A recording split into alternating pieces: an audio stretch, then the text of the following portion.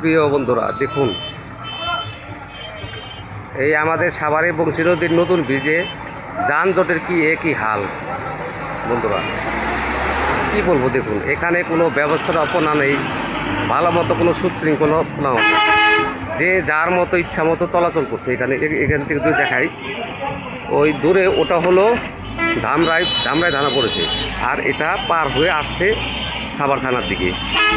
এখন কিছুটা ছুটেছে এই কারণে, সামনে কিছু স্বেচ্ছাসেবক আছে তাদের কারণে। এখানে বন্ধু আমি একটা জিনিস দেখাই, দেখুন বন্ধুরা, এখানে যারা বাজারে বিশেষ করে যারা ব্যবসায়ী আছেন, যারা বিশেষ করে ডালের ব্যবসায়ীরা, এরা এই মালগুলো যখন এই যে খালাস করছে, তখন দেখুন বন্ধুরা, রাস্তা যদি আপনার এখানে 20 ফিট হয়, আমার মনে হয় যে 20 ফিটও নাই, 20 ফিটের অর্ধেকই যদি মনে করেন এইরকম ভারী ভারী পরিবহন রাস্তাগুলো দখল করে রাখে, তাহলে এখানে কিন্তু অনেক যানজটের সৃষ্টি হয়, অথচ এখানে দেখারই কেউ নেই।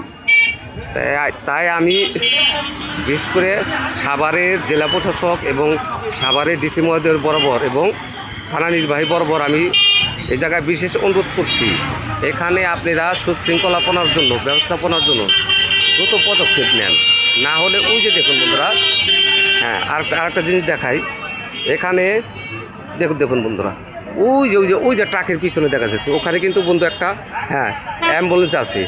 অ্যাম্বুলেন্সটা কিছুক্ষণ আগে চলে গেছে, এখান থেকে আস্তে আস্তে করে চলে গেছে, যাওয়ার পরে ওই সামনেই অ্যাম্বুলেন্সটা আটকা পড়েছে। দেখুন বন্ধুরা, ওই সামনেই, এটা হলো সাভার দিকে, এখান থেকে থানা রোডের কাছাকাছি চলে যায় মাদ্রাসা রাস্তা হয়ে। তাই বন্ধু ওইখানে কিন্তু একটা মুমূর্ষু রোগীকে দেখলাম, সেই মুমূর্ষু রোগী যদি একই হাল, সবাই যতটুকু পারছে এই রাস্তাটুকু ফাঁকা করে মোটামুটি তাকে যাওয়ার জন্য আমরা দেওয়াছি। সেই রোগীটা আমি আল্লাহর কাছে দোয়া করি, সেই রোগীটা যেন প্রাণে বেঁচে ফিরুক। মানে খুবই খারাপ অবস্থা, এরকম যানজটের কারণে যদি সেই রোগের যদি এখানে তার যদি আল্লাহ না করে তার যদি মৃত্যু হয়, এই দায়িত্বগুলো কে নিবে, সেটাই আমি ঊর্ধ্বতন মহলের কাছে বলবো। আর সাভারের বিশেষ করে ডাল ব্যবসায়ীর কাছে, এখানে যারা ব্যবসায়ী আছে তাদেরকে বিনীত অনুরোধ করব, আপনারা এইভাবে যানজট সৃষ্টি করে জনসাধারণকে ভোগান্তি না করে, আপনাদের কাছে আমাদের একটাই মানবিকভাবেও অনুরোধ করছি, আপনারা এভাবে গাড়িগুলো পার্কিং করে রাখবেন না। জায়গা হইলে ছোট, যত জায়গাটা বড় না, এই আপনাদের কারণে এই রাস্তা যদি 20 ফিটে থাকে, যদি অর্ধেকই আপনারা দখল করে ফেলান, তাহলে কিন্তু এখানে বিশাল যানজটের সৃষ্টি হয়ে অনেকের ভোগান্তি আরম্ভ হতে যাচ্ছে। তাই সেই জিনিসগুলো দেখে আপনাদের যদি এখনও যদি নিজেদের সুশৃঙ্খলাপনা ব্যবস্থাপনা না করেন, তাহলে এই দায়িত্ব কে নেবে? যখন জনগণ যদি এই আপনাদের বিরুদ্ধে সোচ্চার হয়ে ওঠে, তখন এই জনতার ন্যায্য দাবিকে আপনারা কিন্তু কিছুতেই ভুলণ্ঠিত করতে পারবেন না।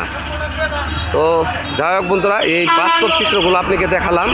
এখন এই ব্যাপারটা আপনারা বিশেষ করে আপনারা লাইক দিয়ে, শেয়ার দিয়ে দ্রুত ছড়িয়ে দিন। এই জিনিসটা যে আমি যে এই ভিডিওটা করার উদ্দেশ্য হলো, এখানে যেন ব্যবস্থাপনা ঠিক থাকে।